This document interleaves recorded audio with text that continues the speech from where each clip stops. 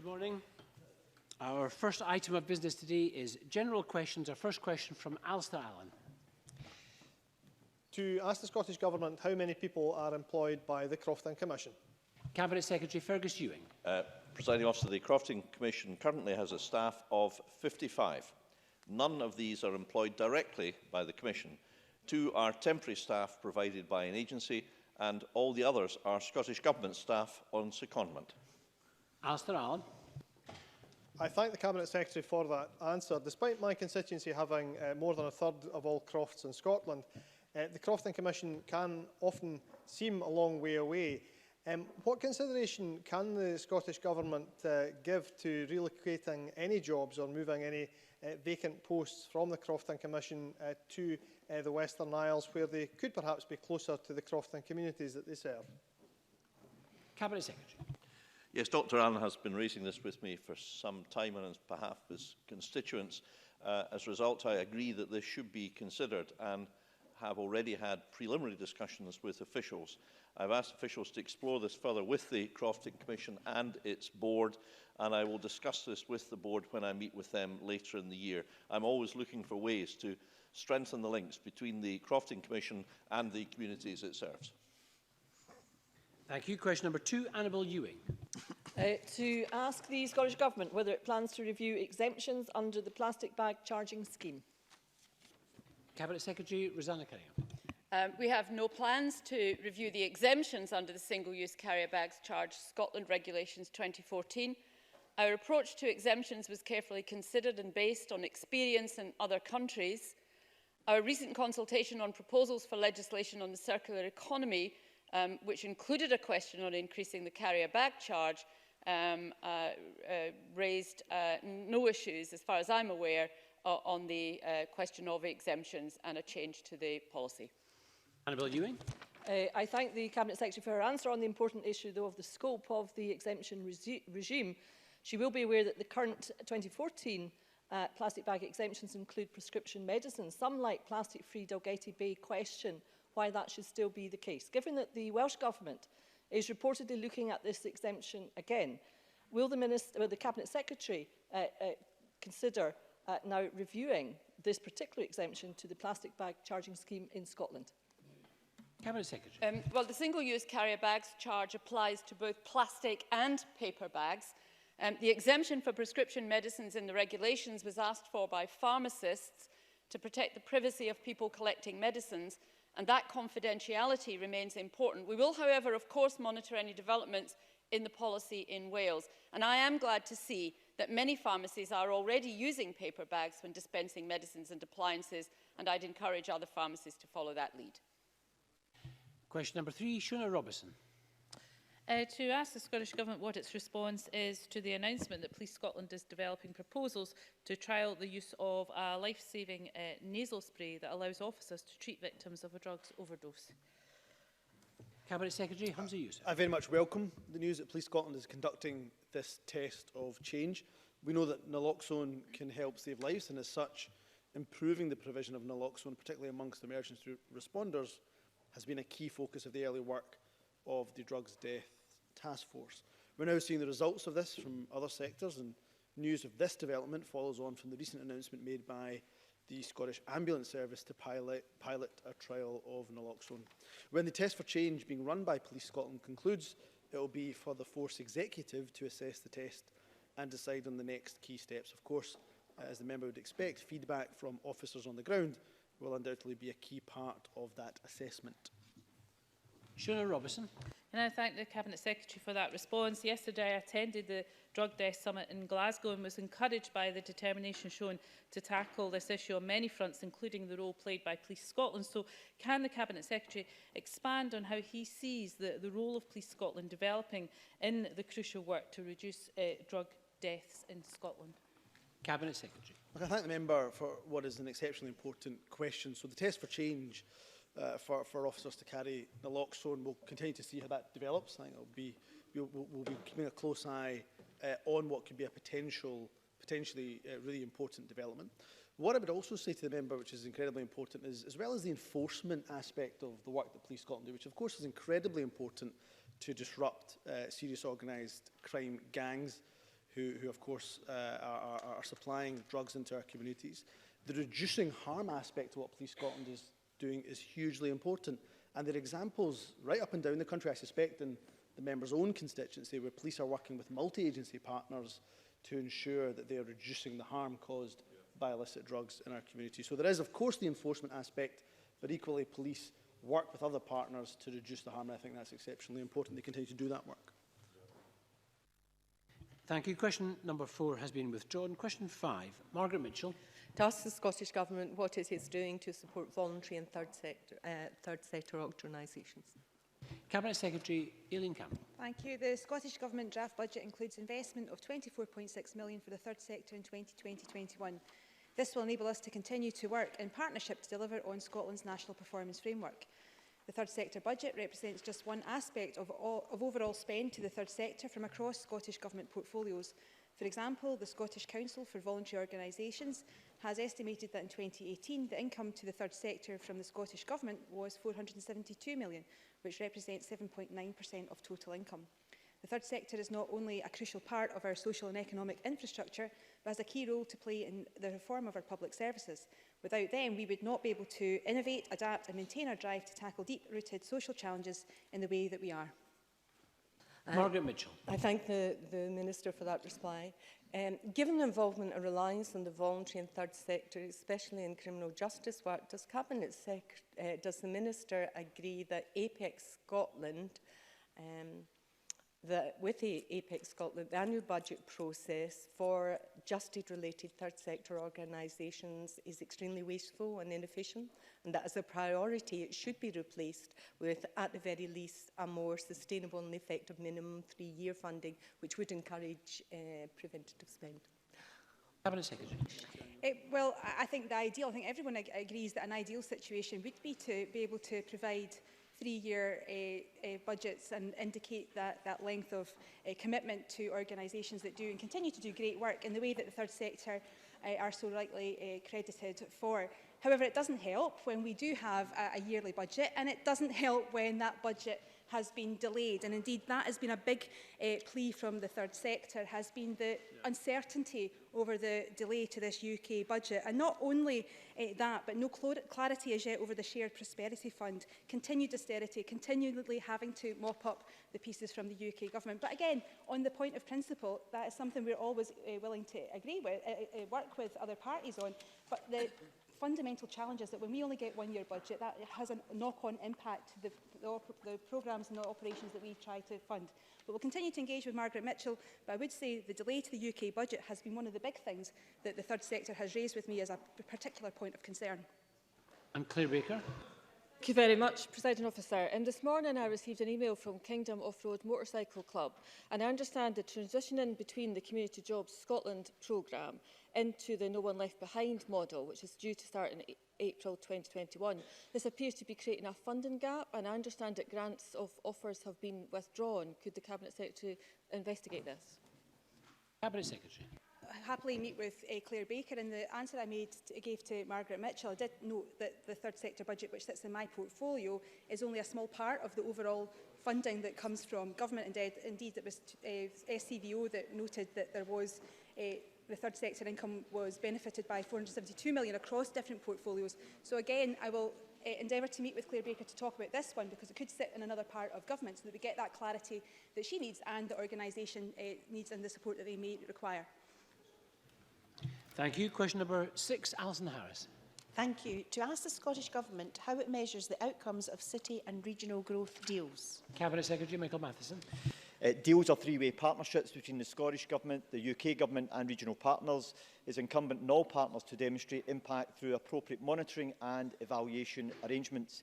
Deals are long-term investments delivered over 10 years or more, and outcomes will take some time to develop, but we can already see returns for our economy and for our communities. For example, our investment in the Glasgow City Region deal is transforming at Sight Hill, one of our most deprived areas, for the benefit of future generations. Alison Harris. I thank the Cabinet Secretary for his answer. A recent report by Audit Scotland stated that the Scottish Government needs to be clearer about what it wants from city regional deals, particularly on how success is measured and the sustainability of economic growth. I appreciate that the majority of city and regional growth deals are underway, but can the Cabinet Secretary commit that for future long-term infrastructure projects, these measures will be in place from the outset? Cabinet Secretary. We welcome the report from Audit Scotland, which made a number of recommendations for regional partners and also for the Scottish Government. Disappointingly, it didn't look at the UK Government element of these deals because it doesn't sit within its remit. However, it broadly also applies to the UK Government as well, which is why we have set out that the Scottish Government's Inclusive Growth Outcome Framework, which was refreshed in December 2019, will assist the Scottish Government element of it to be better assessed and to demonstrate the impact which it's having and to support regional partners in doing so. As yet, it's not clear what the UK Government will do in order to make sure that we've got greater sight of the impact that their investment is making through city and city growth deals. Thank you. Question 7 has not been lodged. Question 8, Claire Baker.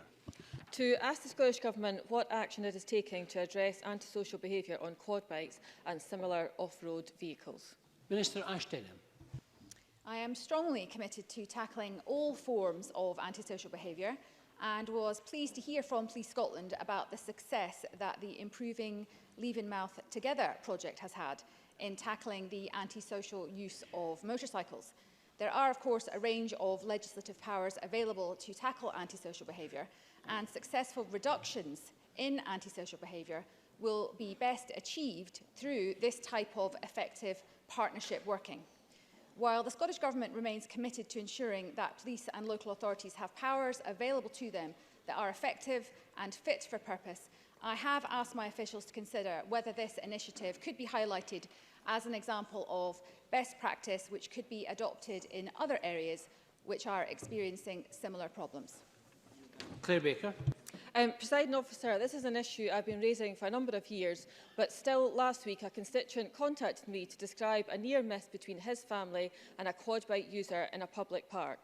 In relation to the letter I received from the Minister in October, can she say more about if any progress or what progress has been made in scoping a national strategy so it's clear to retailers and users of off-road vehicles that it's against the law to use these vehicles in public spaces, that it creates a danger to the safety of members of the public, and that it's antisocial behaviour that will not be tolerated?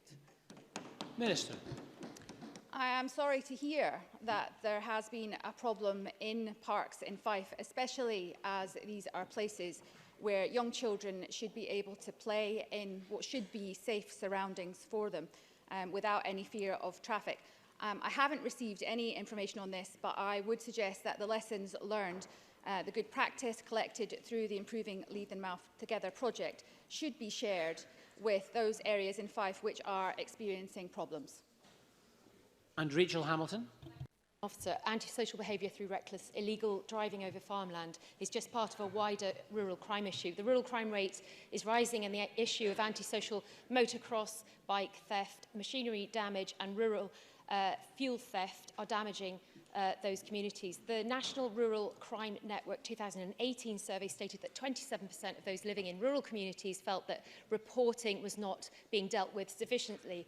Will the Minister act on calls from rural organisations such as the Countryside Alliance to level up rural funding in those areas where tackling crime, rural crime is difficult, and work with Police Scotland to further develop their Spark programme? Minister. I would be happy to meet with the member to discuss some elements of that, because I think some elements of our question may have strayed into a colleague's portfolio. But the Scottish Government fully supports the police, our local authorities and court services to take appropriate and proportionate action to tackle antisocial behaviour. And we believe that the range of powers already available to authorities allow them to deal effectively with antisocial behaviour, regardless of the circumstances that they appear in. However, we are always open to listening to those authorities and indeed to members if they have suggestions on how we can improve this approach in our approach taken to tackle antisocial behaviour to the benefit of all of our communities. Thank you. Question number 9, Neil Bibby. To ask the Scottish Government what action it is taking to improve transport links in West Scotland. Cabinet Secretary Michael Matheson. The Scottish Government is investing in a range of transport improvements in the west of Scotland. This includes the opening of the £30 million A737 Dalry bypass, £5 million Den realignment and continued design work for schemes at Beath and on the A82, alongside the £350,000 on new active travel measures in Inverclyde and North Ayrshire, and the £2.5 million on extending the life of the Gourock Ferry terminal link span to improve resilience for those who use the services from Bute and Arn ferries. We're also refurbishing the regional rail fleet as part of a £475 million national programme. Looking forward, the Strategic Transport Projects Review is considering future investment priorities for the strategic transport network. Neil Bibby. Thank the Cabinet Secretary for that answer. My constituents have consistently raised concerns about ScotRail services. This week, Transport Statistics confirmed that since the so-called world-leading deal with Abellio, passenger satisfaction with ScotRail has fallen across the board. Does the Minister agree that listening to passengers as well as the workers is key to driving improvements in my region and elsewhere? Will he therefore consider the issue of passenger and trade union representation in a future publicly owned ScotRail? And will he also consider how automatic compensation could be introduced to improve service standards for passengers? Cabinet Secretary. Presiding Officer, the member raises a number of important points. However, he'll be aware of the recent statistics that were published on passenger satisfaction with ScotRail, which showed a marked improvement over the course of the last year, with further work to be undertaken. In some cases, it was the largest increase of any rail operator in the UK in providing regional passenger services. But there's clearly more to be done. In relation to the member's wider point around public ownership of our railways, I very much hope that the Labour Party's position now is to support the full devolution of all rail powers to this Parliament in order to allow us to be able to take that option. To date, they have refused to back that, and I hope we're now getting a commitment for them to give this Parliament the power to make the changes which are necessary to deliver on that priority. Question number 10, Colin Beattie. Colin Beattie.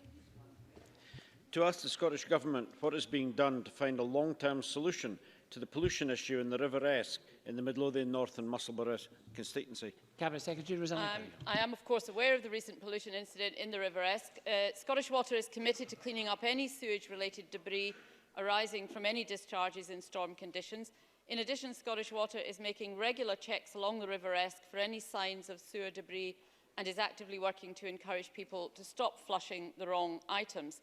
In order to minimise the risk from rural diffuse pollution to water quality on the North and South Esk, SEPA has committed to visiting farms in the catchment during 2020 and working with land managers to help reduce pollution.